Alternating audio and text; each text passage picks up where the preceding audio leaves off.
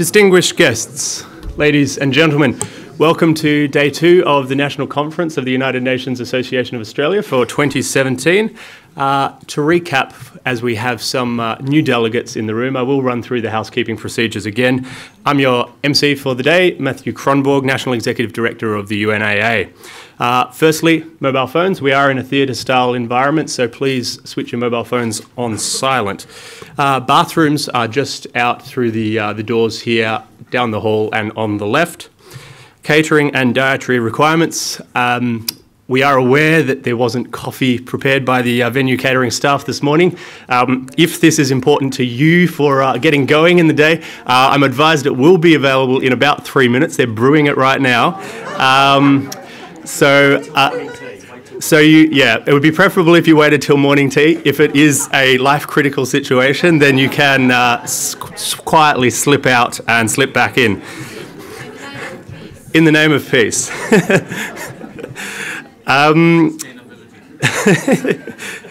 If you do have any other special dietary requirements, please let the registration staff know, and they'll endeavour to work with the catering staff to prepare that for morning tea, lunch and afternoon tea, which is available for all delegates today. On the coffee situation, please refrain from bringing food and drink into the theatre here, though. Evacuation procedures. In the unlikely event that we need to evacuate, there's a door up the back there on the left and another exit straight through here. Wi-Fi, complimentary Wi-Fi is available in this venue. Simply open the Australian War Memorial page and provide a personal email address to gain access. Photography. The use of photography in this theatre is fine, but please avoid using a flash. If you wish to film any sessions, please move to the back or side of the room to avoid interrupting the view of those around you. Q&A. Many of the sessions involve a Q&A component to allow you to engage in meaningful discussions, which we encourage. Please raise your hand if you would like to ask a question, and you will be handed a microphone by one of our fantastic volunteers. In consideration of time, please keep your questions succinct. Students, we have scholarship tickets to this conference for a number of young people interested in or presently studying in the related field. Esteemed conference speaker Heidi Wilmot, where are you, Heidi? Put up your hand, please. There we are. Thanks, Heidi. Started her career as a UN intern and has offered to provide career advice to any interested students or younger people during the lunch break today. She will informally do so here at the front of the theatre. Rapporteuring. This conference will be rapporteured with a final report sent to all delegates. It is also being filmed by the in-house system, and all talks will be up on our website in due course. Social media. We are live tweeting this conference. In addition to being present in this room, you are encouraged to join in the online conversation by following our handle at UNAA_national, all lowercase, and using the hashtag #UNAA2017. In case you missed that, the details are in the handbook, or visit our team at the reception desk. That concludes the conference housekeeping.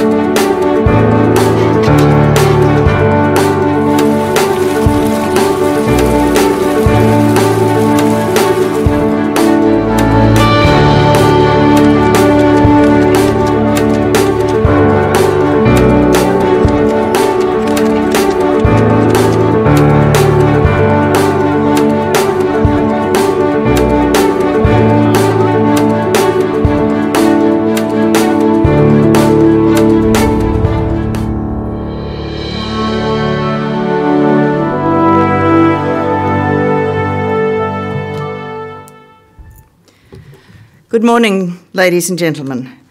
I join Matthew in welcoming you to this first session of the second day of the 2017 UNAA National Conference. My name is Penny Wensley. I'm a former diplomat, still a practicing diplomatist, and Australian ambassador to the UN.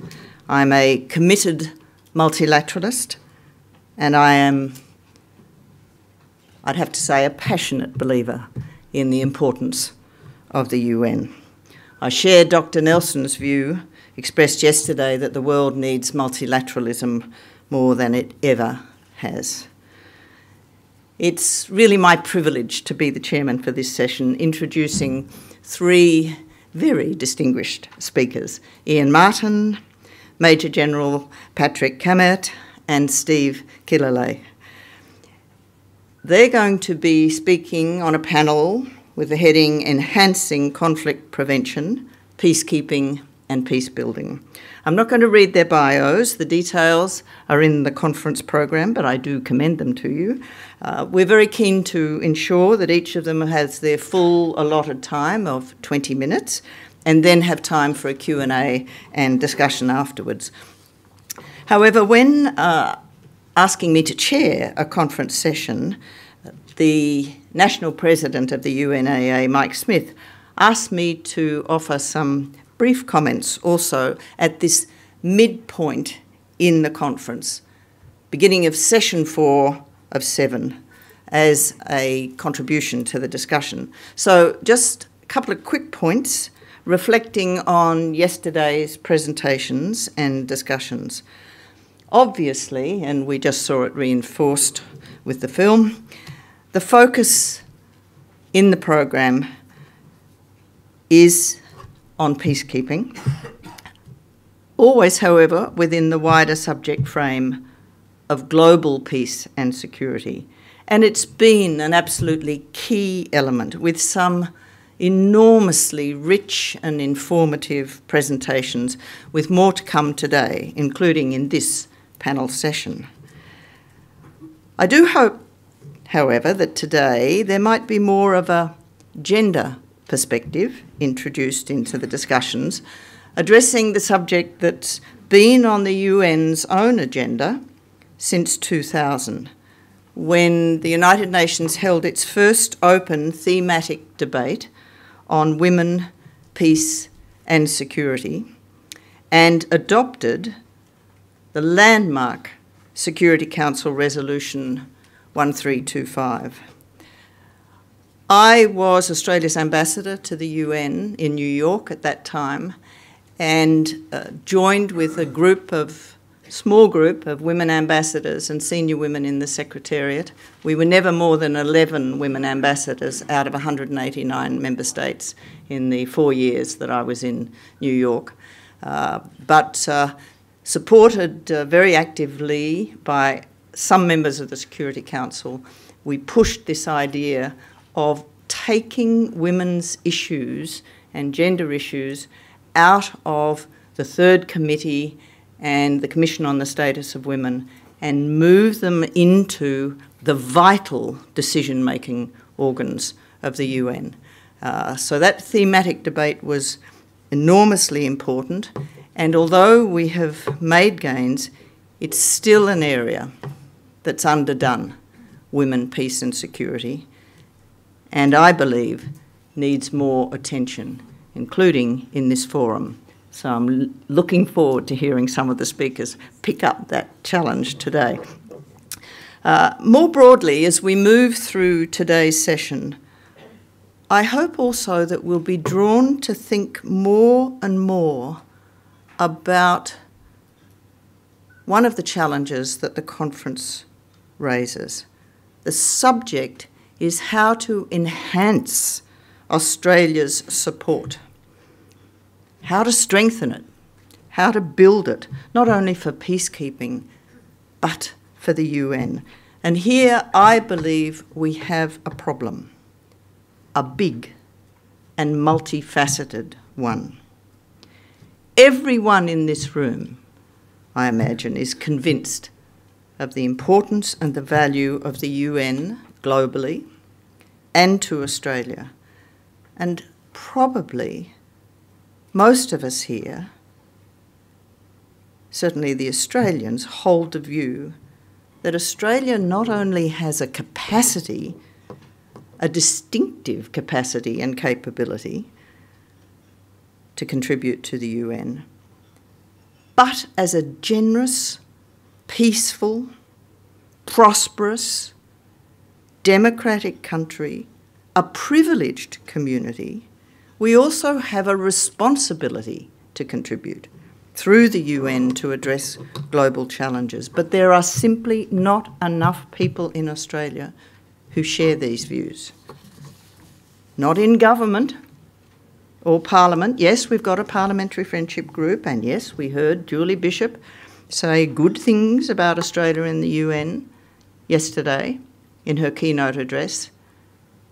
But through 40 years of working with DFAT and governments of different persuasions, I never saw consistent, sustained interest in and support for the UN. We treat the UN like an a la carte menu. We push our engagement with the UN when there's something that we really want. Might be election to the Security Council or a Human Rights Commission, but then it drops away. We must have a more sustained commitment. And we have an enormous opportunity with the white paper to get that perspective in. And I know the UNAA has put forward a submission. I said not in government or parliament, not within the Australian bureaucracy. Among leaders, strategic thinkers and decision makers, there are simply not enough people who know about the UN, who care about multilateralism, who are sufficiently experienced about multilateralism to be able to make those strategic decisions that factor the UN in. Indeed, I'd go further and I'd say within key parts of our bureaucracy, we have UN skeptics. Not in business. Steve, you're an exception, and I hope you're going to generate more and tell us about others. There are people in the business community who have an interest in the UN, and there are some of them here who have sponsored this conference, and we're very grateful. But they are just a handful compared with what could be mobilised and galvanised as a force of support for Australia doing more in the UN and being more engaged in the UN. Certainly not in the media, and not, sadly, enough in the wider community. It is a very big challenge to overcome. Negative perceptions of the UN, distorted perceptions of the UN, ill-informed views about the UN, and a community preoccupied by other issues. What if we brought the passion that we seem to be investing at the moment in debates about same-sex marriage to talking about the UN and what it needs to do? But it's not a problem unique to Australia. Significantly, very significantly, I thought, Dr. Horner talked yesterday about a changing mood to peacekeeping in Australia and elsewhere. And he also, in response to a question, mentioned the importance of public agitation, that is, public concern about the disastrous humanitarian situation in Somalia that had prompted Australia, the government and the people, the community, to want Australia to become involved. Yesterday, Marty introduced the concept of the trust deficit. And it seemed to strike a real chord with everyone in the audience. In relation to the UN, here in Australia, I don't know whether it's the same in New Zealand, certainly probably not, Ambassador, in East Timor, but although I'm not being gloomy, I'm just being realistic, I think we have not only a trust deficit, but in relation to the UN, an image deficit, a knowledge deficit, an interest deficit, and certainly at the moment, a public agitation deficit. How many Australians, I wondered, hearing this morning's news, announced by the United Nations that 800 million people, 10% of the world's population, do not get enough food, are hungry. How many Australians hearing that are going to be prompted to care and, much more importantly, to take action, to petition and lobby their government and parliamentary reps to ask that Australia do more? We here at this conference have the opportunity to try to do something to change this, and I really hope we resolve to do so, individually and collectively, taking heart and motivation from the great speakers that Mike and his colleagues have arranged to address us at this conference, beginning today with the first speaker on today's panel, Executive Director, Security Council Report, former Special Representative of the Secretary-General, and member of the high-level independent panel on peace operations. He was described yesterday by Janelle Saffin as UN royalty. Well, to my mind, there's an easier phrase. Quite simply, he's a UN great. So, Ian, UN great, over to you. You have the floor. Vous avez la parole.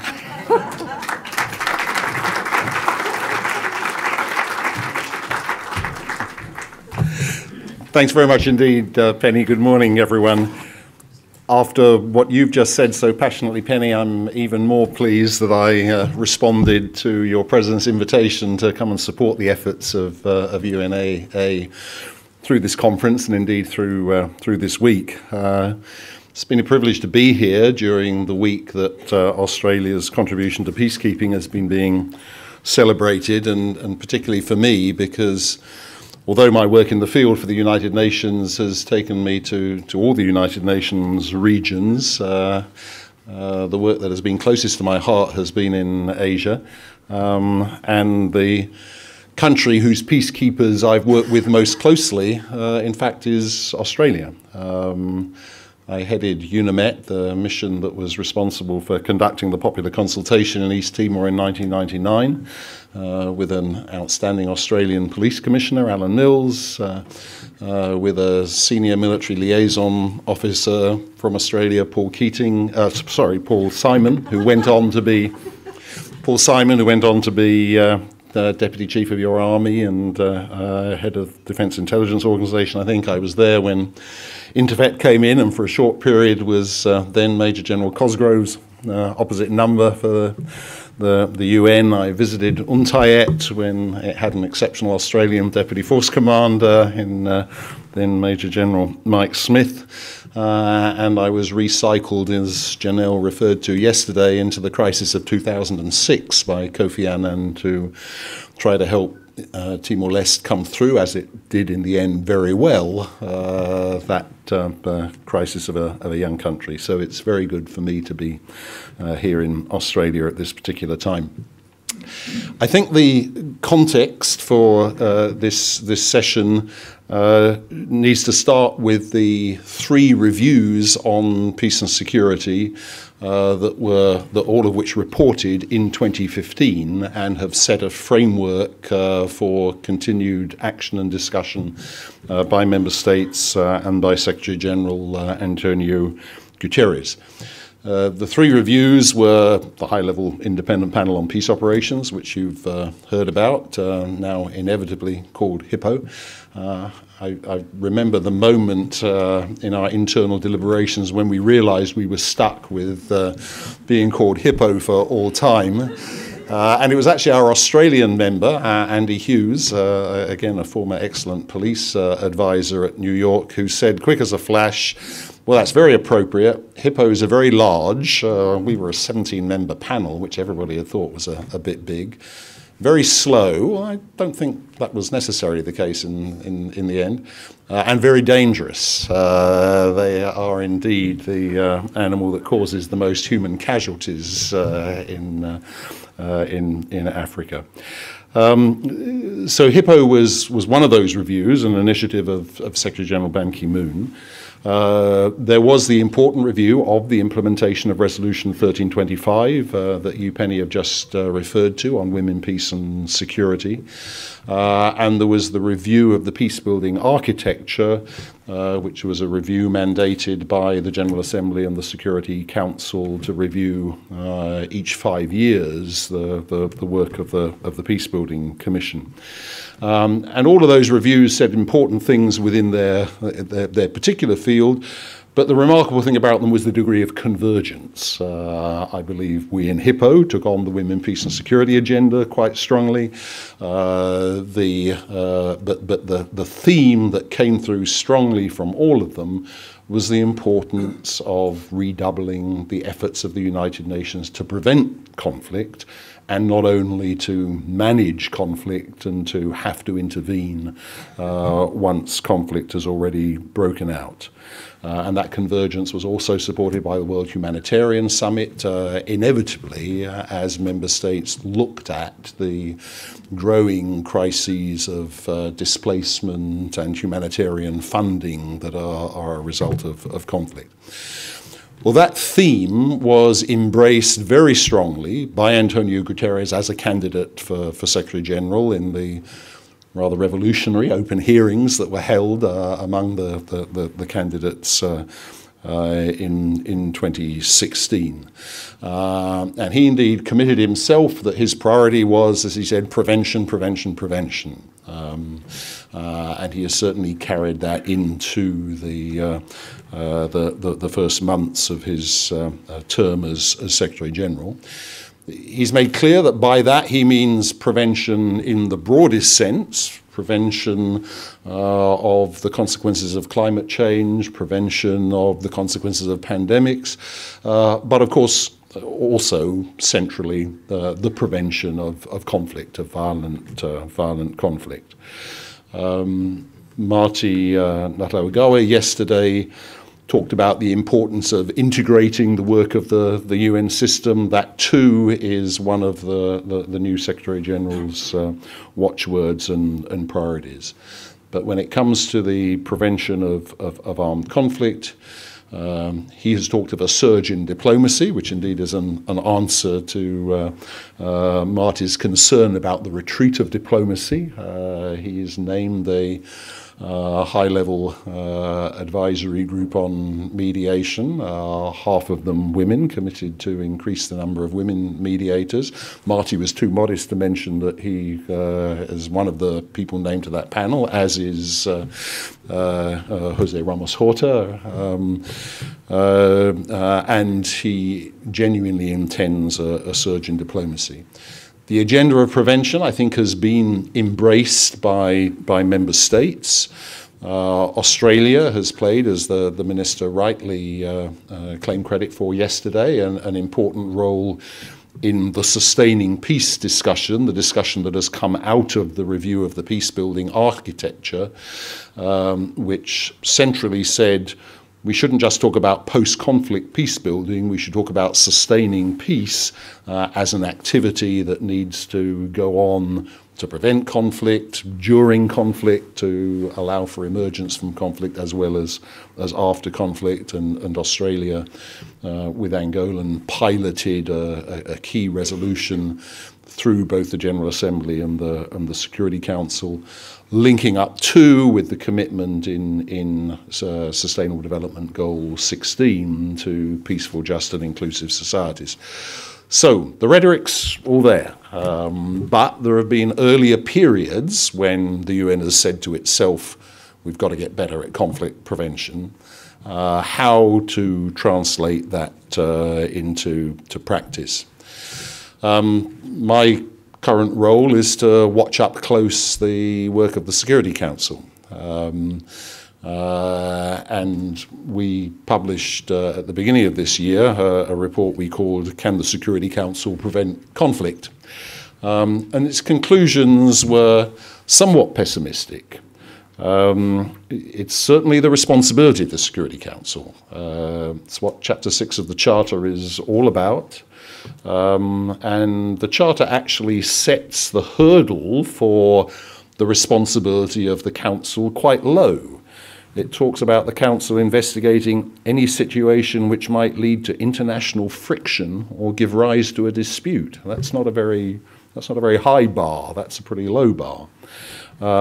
And yet, in practice, the limitations are the limitations of sovereignty and non-interference in internal affairs that Marty referred to yesterday, the trust deficit, if you like, the resistance of almost most member states to having their internal situations under discussion in the Council, and the very strong view of some key permanent members, particularly Russia and China, to take a very limited view of when it's appropriate for a situation to be discussed in the Security Council.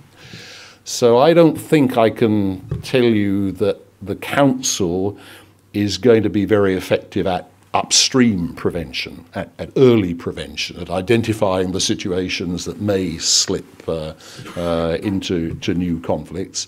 I think what we must demand of the Council is that it gets better at its role of mitigating conflicts which it's already addressing, that are already on its agenda, preventing the relapse into conflict of countries where it has, for significant periods of time, mandated peace operations and been engaged. And I think there's a lot that the Council can do to be more effective in that respect. I also think that Marty Nuttall-Agar was absolutely right yesterday, and Janelle too, to emphasise the importance of partnerships with regions and regional organisations in order to do that. Because it's certainly very evidently the case in Africa that a relationship that is developing, I think, very positively between the UN and the African Union, both at the level of the member states, the UN Security Council and the African Peace and Security Council, who were just holding their annual discussions in Addis Ababa about 10 days ago, but also at the interaction of the secretariats. But it's important too in Asia through ASEAN and through regional organisations in all areas. And there was one very positive example at the beginning of this year in relation to the Gambia, where what could have been an outbreak of major internal violence was headed off, and everybody played their role very well. I would say that the leading role in many ways was played by the sub-regional organisation, by ECOWAS. Fortunately, ECOWAS was represented on the Security Council by Senegal. The supportive action of the Security Council was appropriate. The Secretary-General was represented through the very important regional office in West Africa by a special representative who was diplomatically engaged, and things came together in a way in which what could have been a situation with more serious consequences was headed off. And there's a sustaining peace point to make from that as well, because although the Gambia is not going to continue to command much attention from the Security Council, the Peacebuilding Commission is now engaged in ensuring that member states consider how they can now support the Gambia in sustaining peace through an important political transition.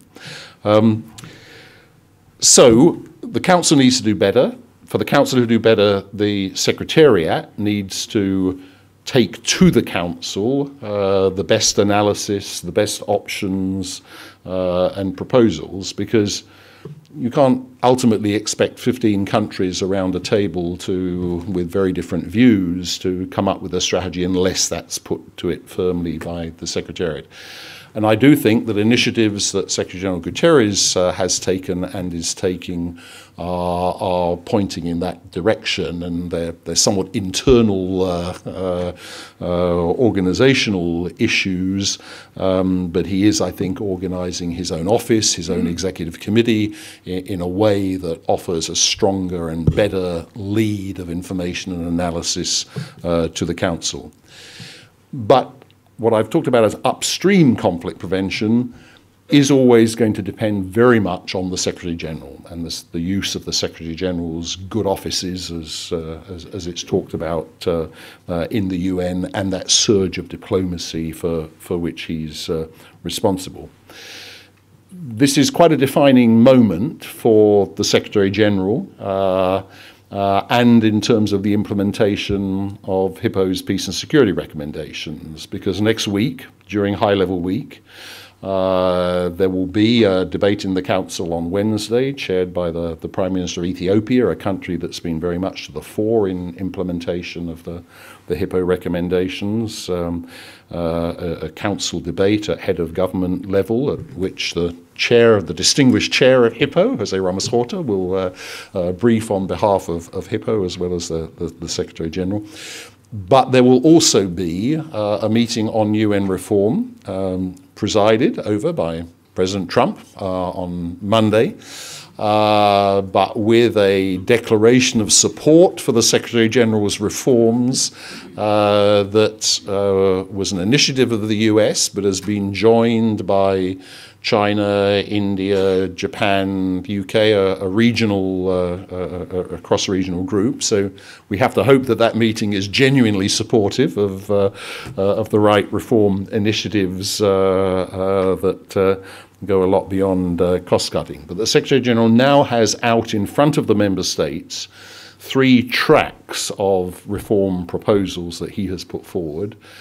Proposals for better coherence of the UN development system, spearheaded by Deputy Secretary-General Amina Mohammed. Proposals for management reform, and proposals for reform in the peace and security architecture, designed, again, I go back to the ability of the Secretariat to better plan, design, and manage peace operations, as well as to be active in preventive diplomacy and peace building. And certainly in questions, we can elaborate on any of those if you like. The Minister talked about Australia's role in sustaining peace, and I've recognised that. She talked about Australia's leading role in the involvement of police and peace operations, and that's quite right too. Australia has played an excellent role both in practice through its contributions of personnel, but also through its contribution to discussions in New York. And she referred to Australia being a champion, and one among actually quite a number of champions at the moment, of the women, peace and security agenda in New York. But I do agree with UNAA that the very considerable experience that Australia can bring into the peace operations discussions that are there would be enhanced by a greater Australian involvement of Australian personnel in United Nations peace operations, because it's fine to contribute to the budget, that's actually not an option, but there's a danger of a division between the countries that pay and the countries that provide personnel. Dan Bennett's presentation yesterday was one indication of what Australia can contribute through the experience of personnel it has on the ground.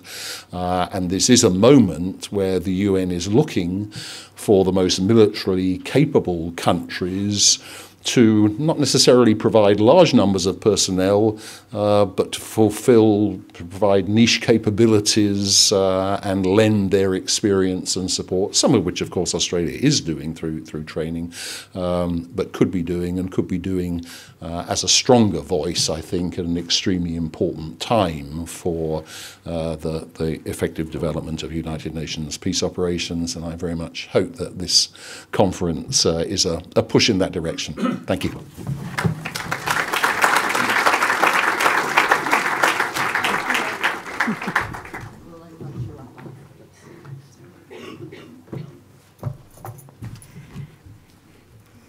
Thank you very much, Ian.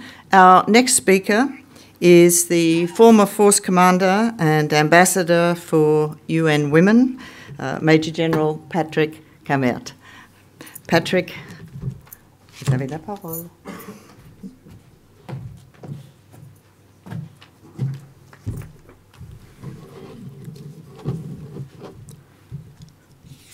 Ladies and gentlemen, good morning. First of all, I would like to thank the United Nations Association of Australia for inviting me to speak today at the 4th United National Conference session. I served for 39 years in the Dutch Marine Corps and for the United Nations as Force Commander, Military Advisor of the Department of Peacekeeping Operations, and my last job was the General Officer commanding the Eastern Division in MONUC in the Democratic Republic of Congo. My thinking on the requirements of peacekeeping under Chapter 7, in particular on protection of civilians and conflict-related sexual violence, was shaped there. I continued to work for the United Nations following my retirement for the Department of Peacekeeping Operations, UN Women on issues of senior leadership, mandates, rules of engagement, the use of force, and the challenges for peacekeeping. Most recently, I conducted special investigations for the Secretary General into various leadership and performance issues affecting the United Nations operations in South Sudan. And I had the privilege of serving in the advisory board of the Global Study on Women, Peace and Security, chaired by Radhika Kumaraswamy. I was asked to discuss what I believe are the key multipliers and requirements to enhance peacekeeping and improve outcomes and the critical role of women in peacekeeping. In spite of some criticism, the United Nations peacekeepers continue to save lives in 16 and soon 15 operations in war-torn countries around the world and protect millions of innocent civilians, including children. In my intervention today, I will share my views on the current challenges to effective UN peacekeeping and where it is headed. Peacekeeping has evolved over the past years to missions with multi-dimensional mandates and high-tempo operations, as is the case in MINUSMA in Mali, where, amongst other threats, transnational organized crime, drug and human trafficking are threatening an already weak country and a mission itself. Today's peacekeeping operations are very often deployed to countries where there is hardly a peace to keep and no viable political process. Some missions have mandates that, in my view, overstep the limits of peacekeeping and/or create unrealistic expectations, such as the Force Intervention Brigade in MONUSCO in the Democratic Republic of Congo, where the UN has been deployed for over 17 years now. In South Sudan, the UN mission is mandated to protect and provide security in what they call POC sites, the largest of which 120,000 in Bentiu, which in my view is almost a mission impossible. In such volatile environments, such as in the Central African Republic, Mali and the DRC, the UN has now become a target itself. In all these missions, women and children are the main victims, of often brutal violence, including sexual violence, famine and economic hardship. It goes without saying that the challenges the UN missions are facing are daunting. Let me underscore at the outset that many peacekeepers, military, police and civilian, do their utmost to save lives, to protect civilians, to protect children, support host governments, ensure a situation where a political process can develop and where humanitarian actors can provide the necessary aid. Too many lives have been lost or were injured when discharging their duties. Nonetheless, it is in my view critical to focus on where UN peacekeeping can improve and do better. Based on my experience as a peacekeeper myself, and later as a policymaker, the main reasons why UN peace operations are in many cases struggling in the implementation of their mandates is a lack of appetite of member states to provide the missions with the required resources and troops. There's a lack of common understanding among the Security Council, Secretariat and the troop contributing countries about what peace operations under Chapter 7 of the Charter entails. There's a hesitation sometimes of honest reporting by the leadership of the missions of the security situation and the underperformance of troops and police deployed. There are serious restrictions on the freedom of movement caused by the host government, by road and by air, paralyzing a mission. There's an unwillingness to hold the responsible persons or units accountable for their role in the execution of the mandate, including underperforming and for not taking proactive action when required. There's a serious lack of knowledge at the junior and senior leaders level of military and police units on the mandate, the rules of engagement, the directives of the use of force and firearms, the use of force, and on child protection, not sufficiently lectured and trained during pre-deployment training. There's a serious lack of female military observers, liaison officers, medical, interpreters, and police, combined with a serious lack of women in the contingents. There's an unwillingness of a number of troop contributing countries and the military leadership in several missions to be proactive, responding to early warning, to prevent violence against civilians, and to take any risk. This was manifest in UNMISS in Sudan during the Juba investigation that I led last year and that I visited again a few weeks ago. Fortunately, these follow-on visits showed a credible improvement in the effort of the mission overall. But there still is a persistent lack of a proactive mindset with unit commanders at various levels. The main question is why? Why is that, and is it consistent? Ladies and gentlemen, there is no lack of guidance. There's no lack of policy or training tools how to protect civilians, in my view. We are discussing this not for the first time. A few years back, in 2005, an important study, the DPKO-OCHA study on protection of civilians, was developed with very good and effective recommendations that are still valid today, such as on integrated joint planning. We had high-level workshops and seminars were organized in Wilton Park in the United Kingdom, 2008, 2009. We have the Kigali Principles, inaugurated 2015, the Hippo Report, 2015, Secretary General Directive on Peacekeeping, and recently the Chief of Defense Staff Conference in July 2017 in New York. Guidance and direction is there. Since a number of years, UN Women and the US State Department program GPOI have developed and conducting successful female military officers courses and contingent commanders courses. DPKO is providing leadership courses, programs, and child protection courses have been developed. All great training activities, but with respect, that's not where the problem is. The problem is with the implementation of the mandate, as was very obvious in Juba last year and in several other missions as well. On the ground, we still see that the mandate is as strong as the will of the leadership and the troop contributing countries to implement it. It's the implementation. The main problem remains the lack of will. Yes, UN peacekeeping is in trouble. Will peacekeeping continue to fail in the eyes of populations at risk and disappoint, or will it be able to change course? In our report of the Independent Special Investigation, a number of recommendations were made specifically for UNMISS, but also addressing the general problems I mentioned earlier. Let me give you a few of my thoughts on a possible approach. Peacekeeping is first and foremost a political tool and must be used as such.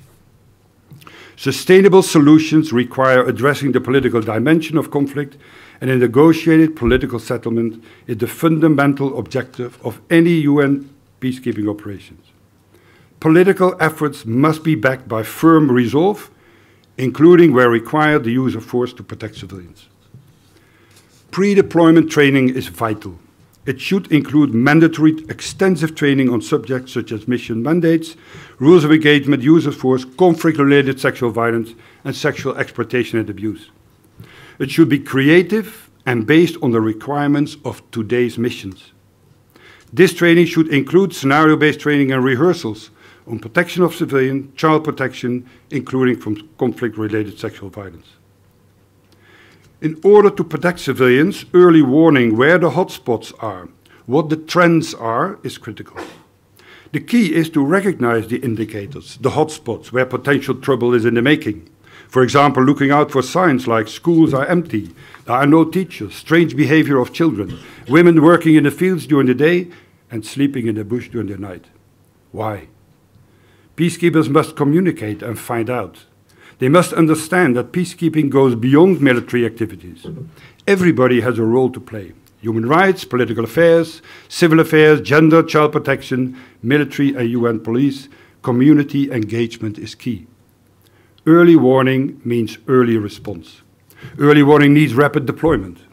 Units should be able to operate from mobile, temporary patrol bases and not remain fixed to static bases.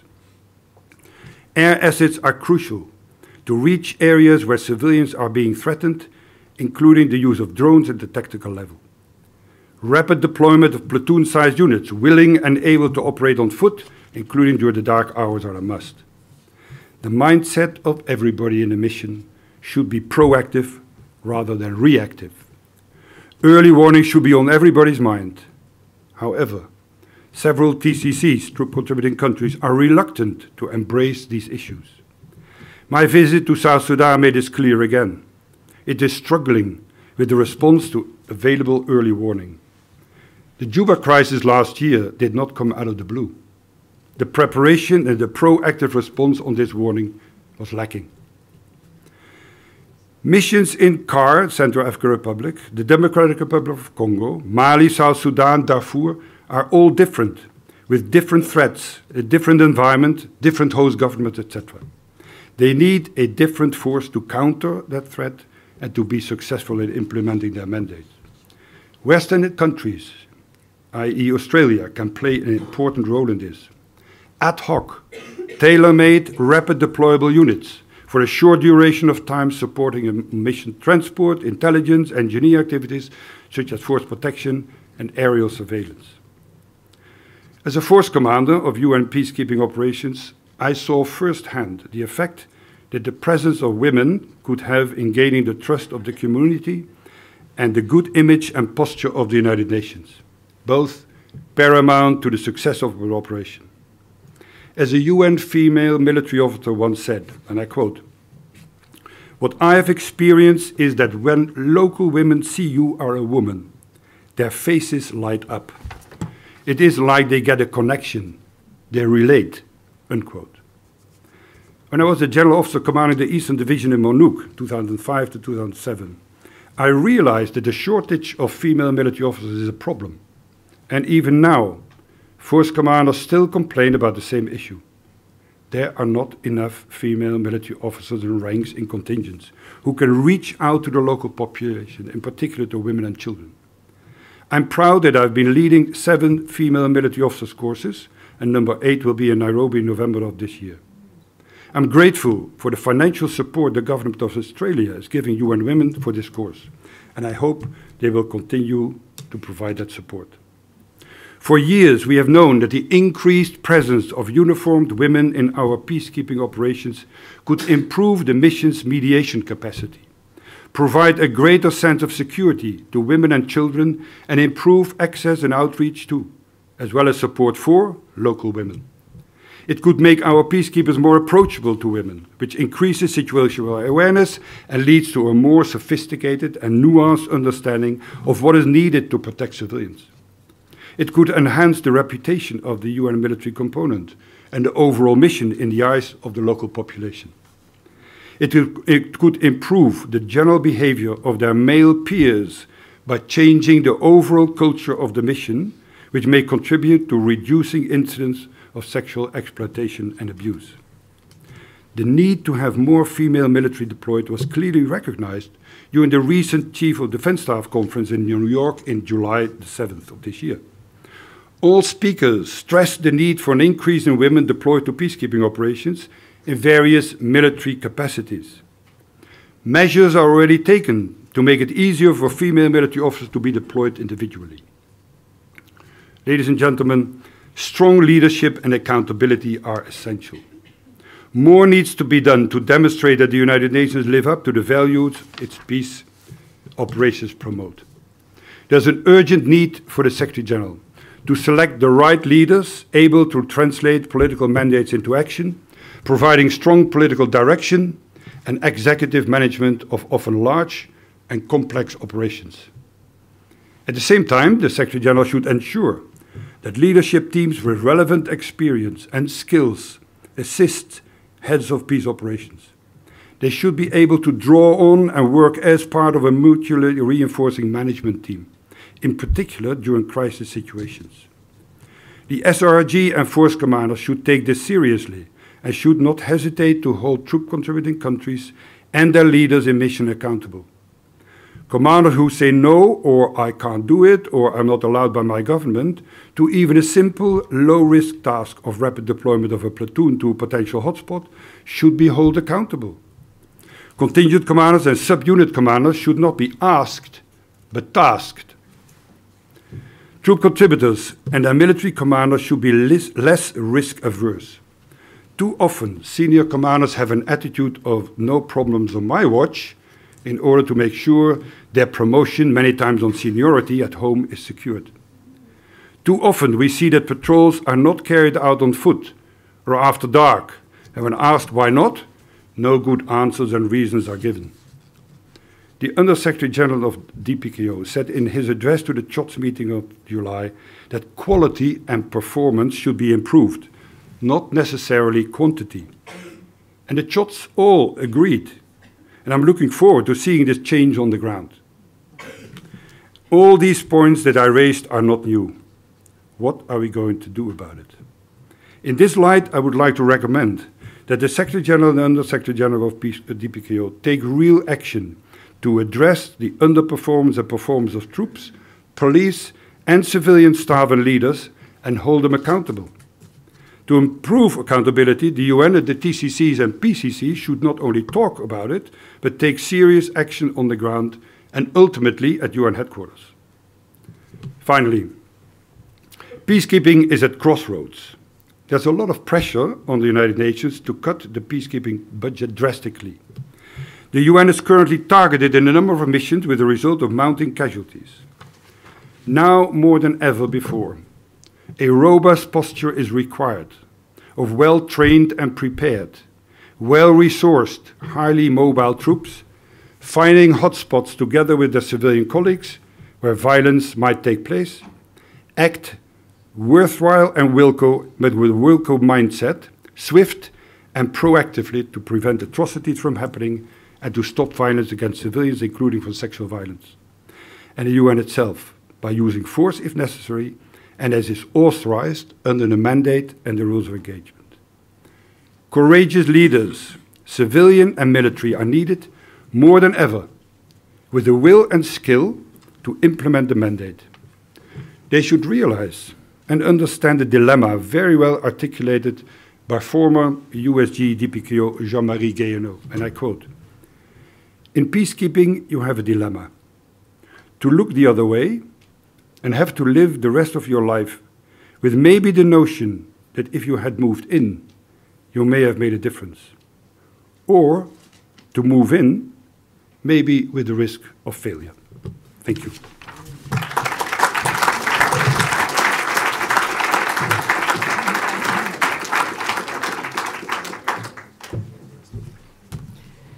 Thank you very much, Patrick. Continuing this flow of people who have such experience, such knowledge, who are capable of speaking with authority and giving us very, very clear presentations about ways forward. Now for a change. Not in terms of quality, because I know absolutely, but because our third panellist is a businessman, an entrepreneur and philanthropist, the founder and executive chairman, Institute for Economics and Peace, Steve Killelea, AM. Steve, we're looking forward to hearing from you.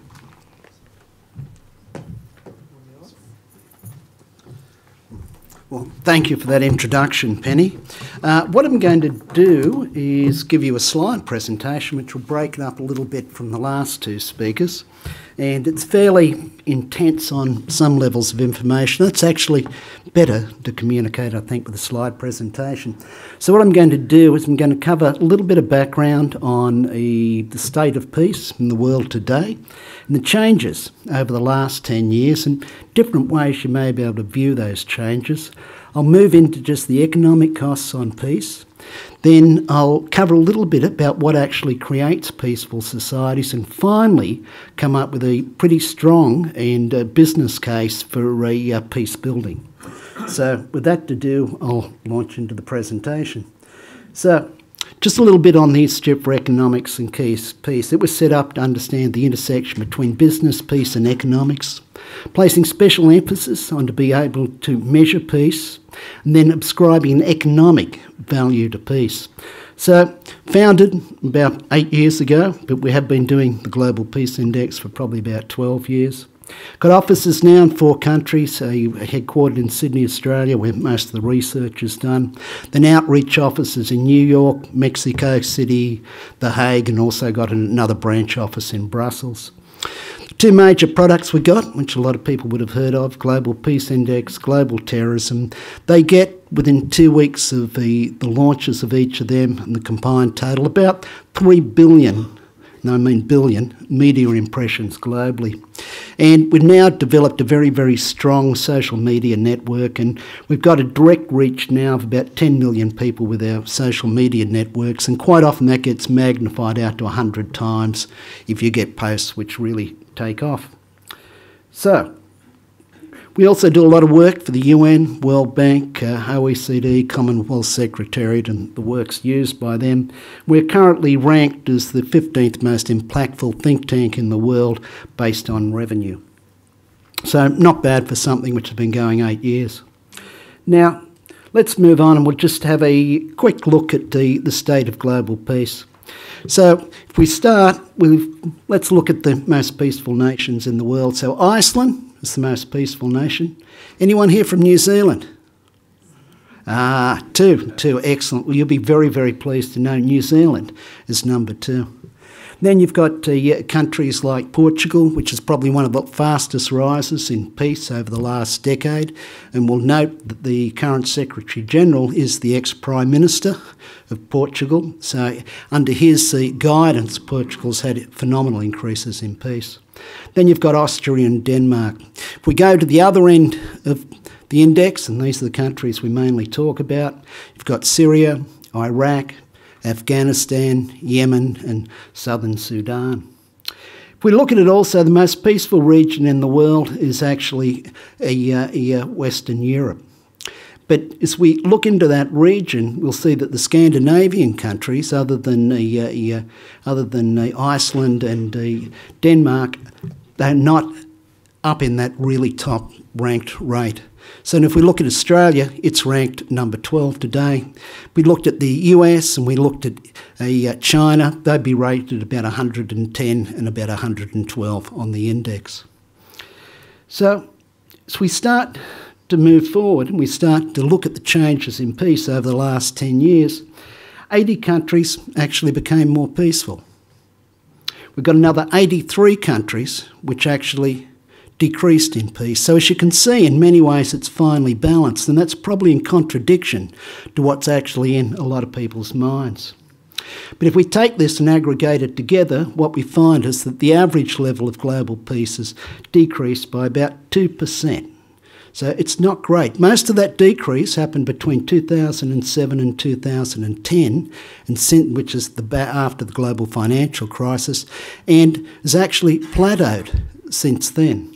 But that has brought in something which is really quite interesting to watch. So you've got 2 stories of peace going on at the moment. And we're dominated by the news of terrorism, refugees, conflict and other things, and they're all very, very real. But there's an increasing level of global inequality in peace. The most peaceful nations are actually becoming more peaceful, and the less peaceful nations are actually becoming less peaceful.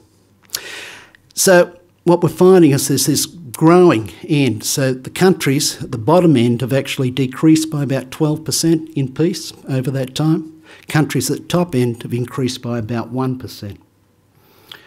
So now, if we start to look over the last decade, and there's got a 408% increase in battlefield deaths. That's not actually right. It's 732%. I don't know how the mistake got on the slide, but it's there, 732%. So that's from something like 35,000 to 285,000 people killed on the battlefield. Terrorism has increased by 247%. So 60% of countries in the last decade have increased higher levels of terrorist attacks. 22 countries had more than 100 deaths from terrorism. 40 countries had more than 50 deaths from terrorism. But if we look at the terrorism, it's isolated mainly to 5 countries. But I'll come to a little bit more on that in a few minutes. And the other thing driving decreases in the Peace Index over this time has been the number of IDPs and refugees, which we now all know at historic heights of about 65 million. If we look at Syria and we look at the outcome of the Syrian war, something like 65% of the population's displaced. And that truly is a staggering number. Now, on the other side, there's been improvements in peace. There's some areas of the world which have really quite changed a lot. So one of the ones of more interesting ones for me is the political terror scale. That counts the number of people who have been killed in extrajudicial killings, taught by the government, torture, imprisonment without trial. So if we look at that, many more countries have improved than decreased, and many have stayed the same. So we break it down, 68 countries have actually improved on their political terror scale compared to 46, which has decreased, which is opposite to what most people would think.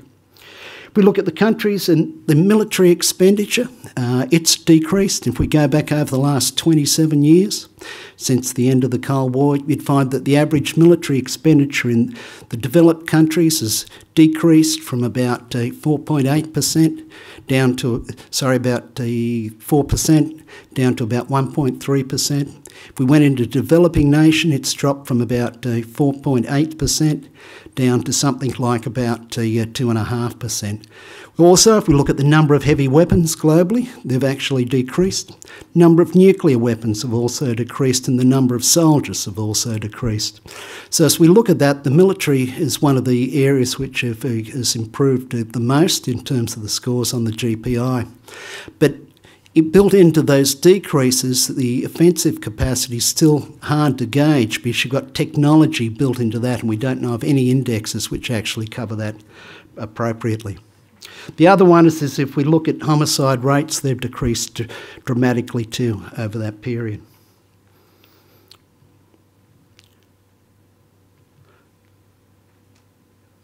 Spent just a little bit of time on terrorism, but I'm not going to spend a lot. I'll keep moving. So one of the things which is probably not a lot of people aware of, terrorism, the number of deaths from terrorism peaked in 2014. Since then, they've been dropping. So if we look at the last 2 years, the number of deaths from terrorism is actually down about 25%.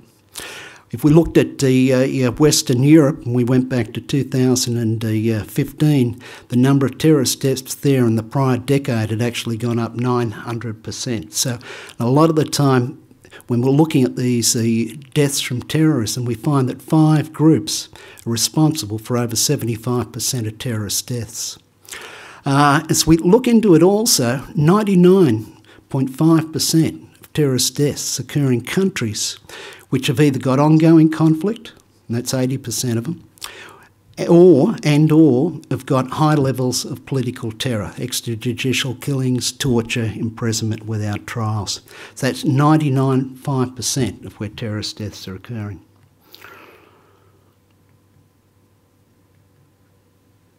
Now, just to give you an idea of the economic impact, so what we've done here is we've taken 2 similar countries, one which is a developed country and the other which is a developing country, and just compared the impact on the on the revenue from tourism when there's an attack on a tourist spot. So if we look at Tunisia, we find decrease in the revenue from tourism after an attack on terrorism. Whereas if we look at Morocco, which is a very similar country, you'll see an increase. Similarly, if we compare Italy and France, you see the same thing. This is again back to just an example of how violence actually affects the economy. Now, we'll move on from there. I'm just going to spend a little bit of time on a concept called positive peace, something on the economic values of peace, and then I'll be into some peace building, and then I'll be finished. So we've been through about 4,700 different data sets, indexes, attitudinal surveys to find out what's most closely associated with highly peaceful societies. This is a list of them here. So you'll find things like well-functioning government, low levels of corruption, acceptance of the rights of other, high levels of human capital, equitable distribution of resources, free flow of information, and a very robust business environment. Now, all of this works as a system. None of them sit individually, and that's a whole big conversation of how do you actually start to view societies as systems rather than view them as something like cause and effect, like find a problem, fix the cause, because that's the way we tackle most things. But actually societies work as system. You change one part, it changes other parts of the system you can't see. A lot of the time the relations and flows affect the outcome. You get things like tipping points. So, and examples of that would be with corruption or per capita income. So with corruption, you can have a corruption increase, and it doesn't have much effect on peace to a particular point, after which very, very small increases in corruption cause massive drops in peace. And similarly, with per capita income, peace increases, per capita income doesn't go up much to a certain point, then radically jumps. But if we look at positive peace, it's associated with societies with higher per capita income.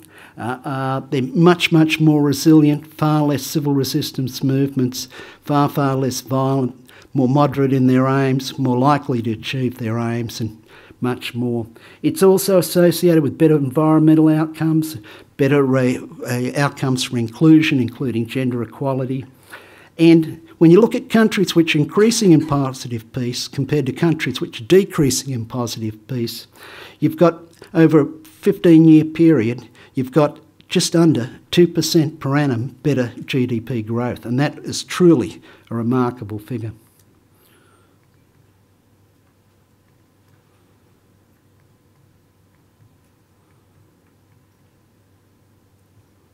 So let's look at the cost of violence to the global economy. So if we look at it, in 2016, $14 trillion. That's about 12.6% of GDP. And if we look at that, that number's highly conservative because we can only count what we can count. So if you could reduce the cost of violence globally by 10%, that's $1.4 trillion. And it's a lot of money, but what does that actually really mean? So if we look at that, 1% reduction in the cost of violence to the global economy is equivalent to all the ODAs of last year, overseas development aid.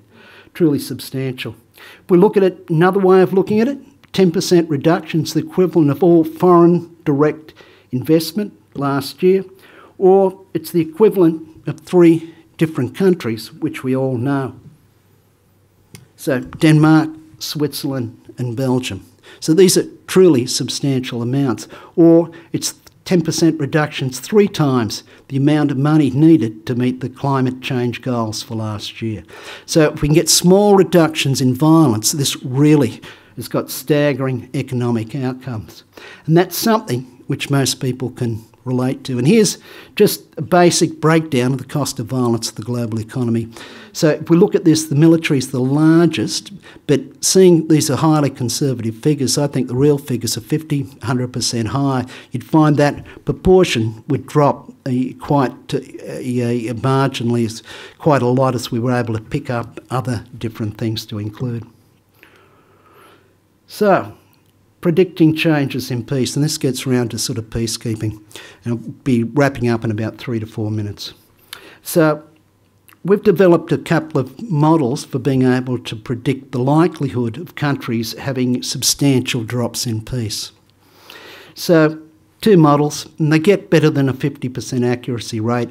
And what we're doing is we're trying to look well into the future. So we're looking at a 5 to 7 year period in the future, because what we're looking for is models we can use, which you can actually practically use to try and actually prevent violence from occurring in the first place. So the like company model and the positive peace model get better than a 50% predictive rate. And we're looking 7 years ahead, because that's enough time to put in interventions which are likely to change the dynamics of the system. We know that positive peace is what you need to create a peaceful environment. So you've actually got a roadmap of what you need to do within these societies. We've got other research, we haven't got time to give here, which shows that how different aspects of positive peace are important at different stages of peace. So if you're just coming out of conflict, 3 things are really important. So well-functioning government, but particularly rule of law. And generally in these environments, that rule of law will come with the military. The second is group grievances. You've got to lower the group grievances. And combined with that, we need better levels of corruption than what you'd find in conflict-related countries. So that focus in the early stages really is on those 3. And then as the peace slightly increases, other aspects of positive peace come into play. But if you can predict 1 in 2 conflicts before they happen, how actionable is that? So let's just have a look at the cost of the conflict, and this is just conflict. So on these estimates, it's $740 billion last year. If you look at peacebuilding, peacekeeping, under $1 billion each. Vastly different scale. And you can see ODAs there at about $167 billion from memory. Now, this is a conservative number. We've got other numbers were floating around in 2016. The cost could have been $1 billion. But it's substantial. It's substantial. Now, the estimated cost-benefit ratio of actually doing peace-building interventions on some research we've done currently is about 1 in 16. So for every dollar you spend at providing it's successful and doesn't go into conflict, saves $16. Think of Syria, okay? Think of Syria. Now, if we make some assumptions here, and that we say that 50% of those peace-building exercises are wasted, and we've got the ability to accurately predict 50% of the countries which are going to go into conflict, we still get a return on investment of $4 for every one. And that, my friends, I think is a cognizant argument for increasing the funding, the focus and emphasis on peace building. Thank you.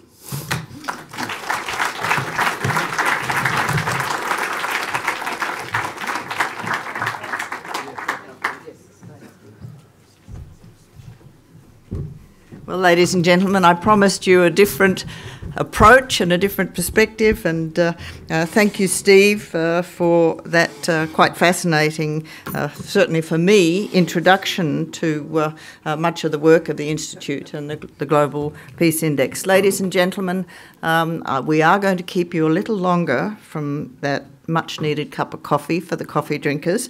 I've received a note saying that we will go through till 10:40 with the question and answer and discussion section because we really need to follow up those 3 very rich presentations. So I'll head over here, and can we see if there's any hands up? Yes, in the middle here.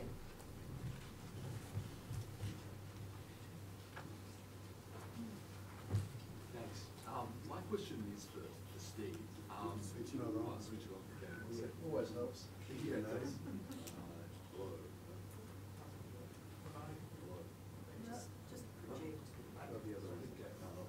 You've got a pretty good voice. Yeah, mate. You talked about. Thanks. You talked about. Sorry, that's a little loud. You talked about with tourism levels and tourism economies about in countries that have been recently affected by a terrorist attack, and how some countries had a boost in tourism a year after an attack, and some had a decrease in tourism. Is there any reason for such a different response to the same outcome? Like, is there any reason for different outcomes to the same event?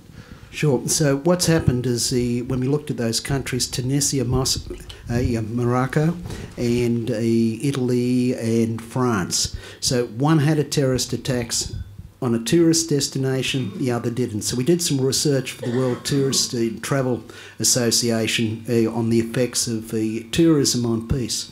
That was one of the outcomes of that. So what happens is when you get attack on a tourist destination, headlines flood around the world. If you're having a holiday, would you go there 3 months later? You probably wouldn't. And so it's just one of the examples, and it's a pretty good one because it's really clear on the effects of terrorist attacks in those two countries on just those two industries. But there would have been flow-overs into all sorts of other ones as well. I was on a plane, okay, at Tegel Airport on the runway. Plane's taken off. Tegel's in Berlin.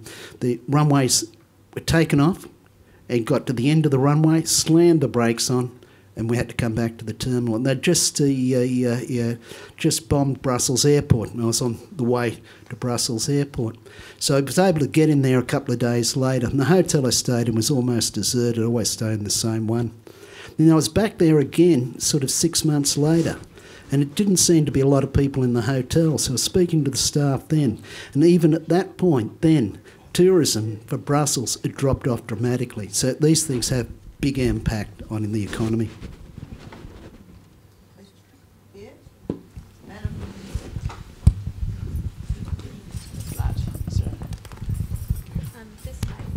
Hi, thanks, Jenny Whalen from the University of Queensland.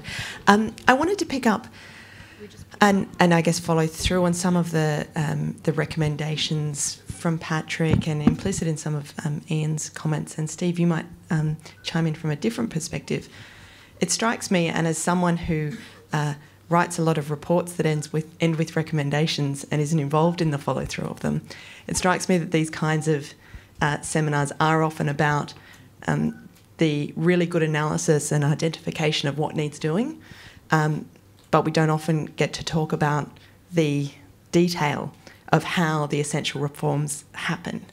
And I wonder whether I might ask you to reflect on, and with the member state role forefront of in your mind, if we're thinking about Australia's role, what is it that you can see driving some of these reforms? How do we operationalise political will, if you like? If we could assume political will on the part of a member state or a group of member states, what is it that they would need to do diplomatically? And Penny, you might have some ideas too. But diplomatically, what kinds of initiatives are needed to see the kinds of recommendations you're making translated into actual policy and even better into actual practice?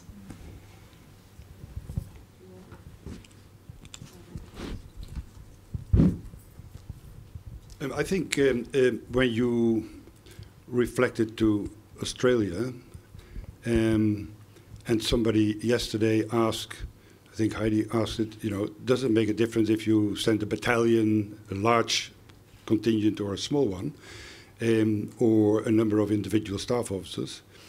I think it makes a hell of a difference if you have a small, dedicated, well-trained and resourced unit.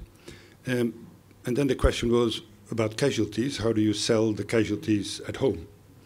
And I was a bit surprised because people say, well, a casualty in Africa is maybe difficult to sell, but you can sell casualties in Afghanistan. And what's the difference between a casualty in Africa and a difficult casualty in Afghanistan? I think to make sure that you can sell that, you have to massage the message to the population and sell the message better and paint a picture, you know, of the suffering of people and our responsibility as, you know, collective responsibility to do something about it.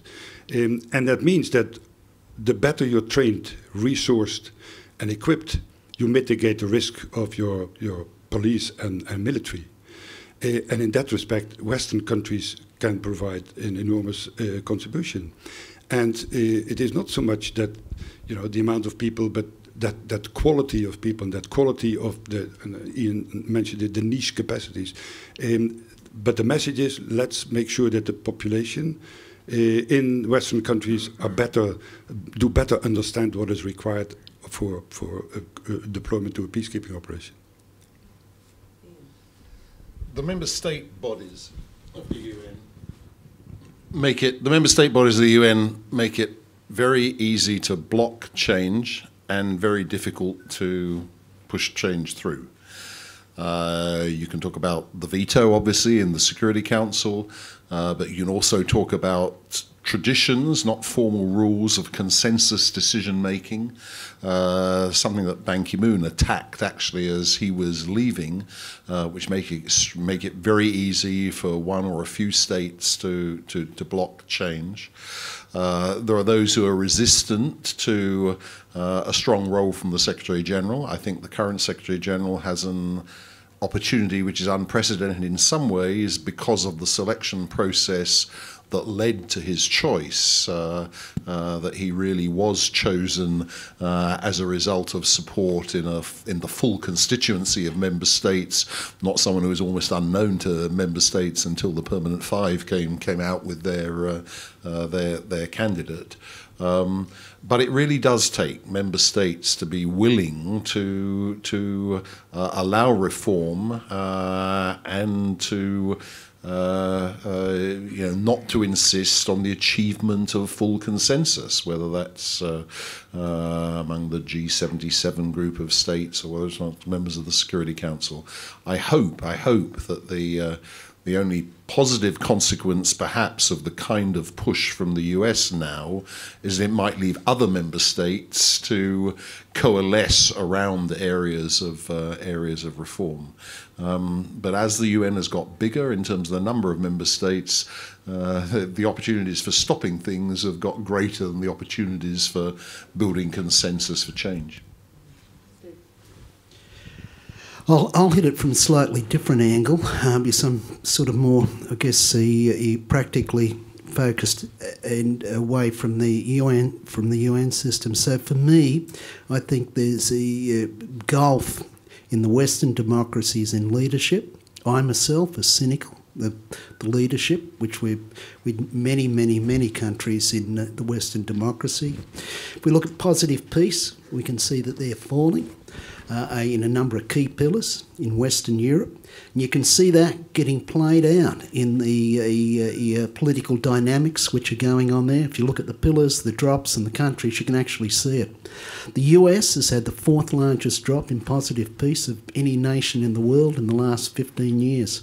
So as we focus on the events of Trump, what we should be focusing on is the system. And those relationships and flows which have gone earlier on, which have created a system where people are looking for radical change. And so that, without changes in the Western systems, that will come about too, as we can see the rise of populism in Europe and a little bit of it also in Australia. So it's the system we need to focus on and how to get there. So from our angle, we believe that there's a need for a new narrative, one which matches the age of the 21st century. So if we look at the Western philosophical thought and the basis of it, most of it dates back to the 18th and 19th century, and those kind of thoughts aren't applicable for these times today. So what we need is a new way of being able to conceptualise our reality. To me, that revolves around systems. You, as an individual, are a system. And so am I. And by extension, so are our societies. So we can get a better understanding of the systemic effects from which systems function. We'll have a better way of being able to tackle the problems of our age. And if we start to think of systems, systems are always enclosed in other systems, and they have other systems inside them. We're within a society, and our societies exist within ecosystems. Understanding the boundaries and the flows of these systems start to fit us from modern age, or the age of the Anthropocene, where human beings are going to be dependent on sculpturing and managing their environment, and that's different than any other age in history. So to do that, we need cooperation on a global scale. So the prerequisite for that cooperation is peace, because unless we have a world which is basically peaceful, we'll never get the levels of trust, cooperation or inclusiveness necessary to solve these problems. And that, I think, is different than any other epoch in human history.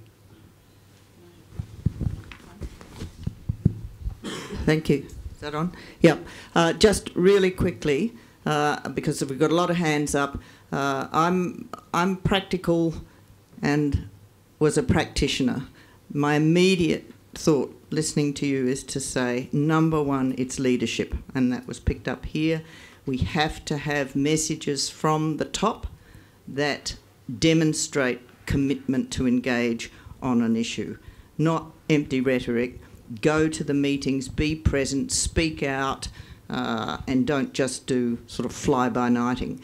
The second thing is the formation of strategic coalitions so that people work together and gradually develop a network of people who are going to support and take forward those recommendations. It's laborious, it's labour-intensive, but it works, and I've seen it work. I saw it work on East Timor, for example.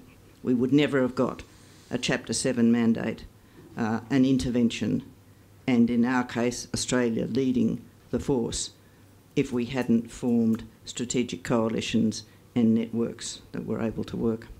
Okay, hands right at the back.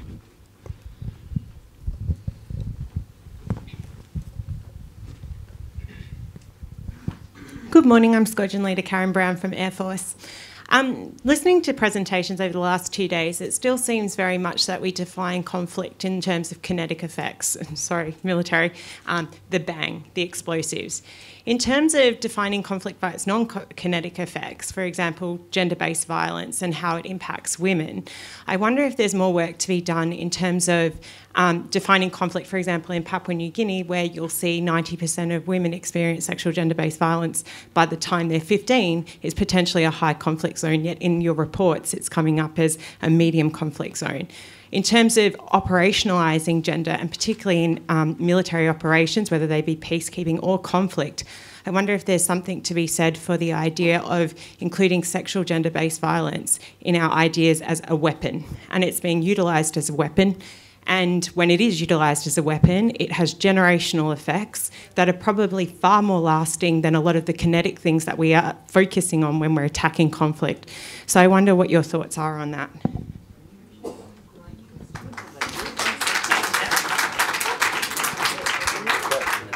Couldn't have been said better. Sorry. And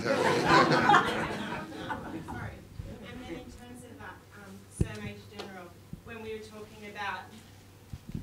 talking about in terms of the reluctance of leadership, generally male leadership, and militaries to get involved in terms of developing not just doctrine, but tactics and operational objectives to actually counter sexual gender-based violence as a weapon. So I'll just make a few comments. So the first thing I'd say is that there's lots of types of violence, and a lot of those types of violence, they actually move together, and it comes around to the society, the values and the beliefs within those societies. So when we're generally talking about conflict, there's obviously violent conflict, and there's also non-violent conflict as well, which is a whole nother category. So generally, in the databases we use, we're using 25 battlefield deaths as the definition of a conflict. But if we went to places in, let's say, Latin America, they've got the highest homicide rates in the world. Some of these cities have got up to 200 people per annum dying in homicide. So I think when you're looking at the gender-based violence, it'll track with a whole series of other types of violence within the society as well. So for me, it's not so much tackling the gender-based violence, taking the overall concept of violence. I think there was a UNHCR report some years ago looking at India, and the women where they got domestic violence was mainly from the other women in the house, because the women had married, the husbands would go off to work and they'd go and live with the husband's family. And because within the society violence is acceptable, people just beat people. So focusing on, again, and to me this is back to the system, you've got to focus on the overall system. So what is the system which actually accepts and builds gender-based violence? But in terms of fixing that, if you just focus on that, there'll be a whole lot of other things you'll miss. It's the system which we need to focus on, and the things flow through. A lot of that's education.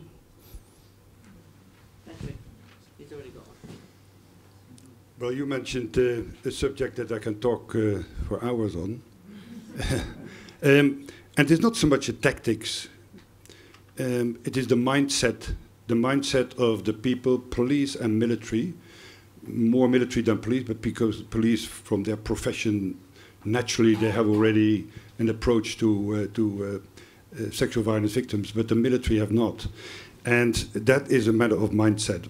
And a matter of mindset means it starts with the pre-deployment training. If you look, and I travel around to many peacekeeping training centers, etc., the knowledge on this issue is as thin as a piece of paper of units that are the end of their training. It's sometimes shocking.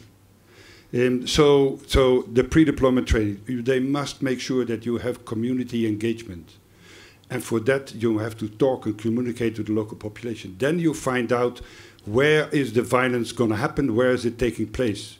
If you have no people with you who can speak the local language, you have no interpreters with you, you can patrol till the end of the day, but you cannot communicate.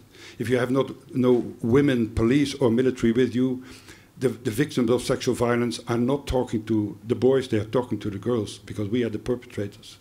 So, and if you don't have those females with you, you can patrol till the end of the day, you will not have the knowledge of what's going on, and then you cannot react to prevent these things to happen. So the fact that I talked about community engagement, the fact that you talk to the local population is something that is not naturally for the military. In the military, we train for war, and then you have an enemy, you destroy the enemy, you have won. That's not in peacekeeping. Peacekeeping, you have the basis is you are trained for war, but you have the source of peacekeeping, and peacekeeping is very difficult. Then you move forward, then you have to be back up, then you have to talk to the local, then you have to work with your civilian colleagues, etc. It's much more difficult. That means you have to really train not only the general, because the general is not going on patrol anymore. Sometimes, but not normally. It is the lance corporal and the young lieutenant who goes on patrol. And you have no idea when you go to all those peacekeeping training centers, the lack of knowledge. They don't understand. They don't understand that, I was just come back from a continued commander's course in Nepal. They're great peacekeepers, but the audience was all male. I said, where are the ladies? And then, it's mindset. There's, but they don't have staff collars and they don't understand what you're talking about. I said, I beg your pardon? Are you telling me, because I had female Nepalese officers in my division, and we have female military officers in our female military officers courses, they're very smart, and it has nothing to do with rank or staff college. This is just how do you relate to people, how do you do that?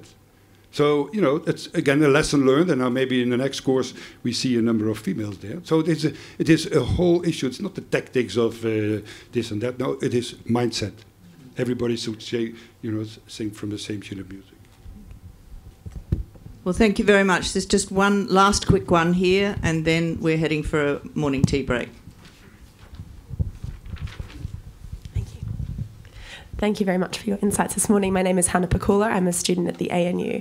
My question is sort of coming off the comments you were just making, Patrick, with regards to the engagement of men in women's issues. All too often, it is still the case that one mentions gender issues, one mentions women's issues, and you're met with an eye roll.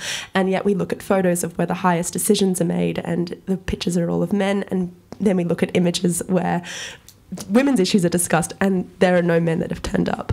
I'm wondering, how do we look at engaging more men in not only, say, the appeal of discussing these things, but the imperative nature of having concern around these issues globally, both at high power levels, but also for youth, for young men. How do we normalise this conversation and show people that it is essential and important? Thank you. Well, I think it's leadership again, and I think that the present Secretary General is very definitely exercising leadership in this respect. He said last week that of the senior appointments he's made at the highest levels of the UN, under Secretary General level, he's now appointed 19 women and 17 men in fulfilment of his commitment to gender parity. It's going to take a lot longer for that to work through the ranks of the system. And I must say, I wouldn't characterise discussions of gender issues or women's peace and security issues as confined to women in New York these days at all. Actually, I think there is a significant change in this respect, but that's got to come back into all member states, because you made the point about the number of women permanent representatives who were there. The number of women permanent representatives of the Security Council peaked at 4. It's now back down to 1. Nikki Haley is the only woman member of the current Security Council. So whether we're talking about the military who go out as peacekeepers, police, or the diplomats in New York, it all reflects the extent to which 193 member states appoint women and to senior positions, but also include them in their militaries and police. It's very interesting that you have the military advisor in New York, 3-star general. You have the deputy military advisor, 2-star general, and the chief of staff, 1-star general. They all have changed in the last 7 months. We've been warning a year ago, 3 male, it might be nice to have at least 1 female. And nobody can deny that there are not 1-star generals, female generals, found in 193 member states. All 3 changed, all 3 male. So we talk about... Well, I said that I thought it was time we talked about some gender issues. We certainly have done so at kicking off this session. Thank you for some great questions. Thank you for your thoughtful answers. Ladies and gentlemen, please join me in thanking our 3 panellists.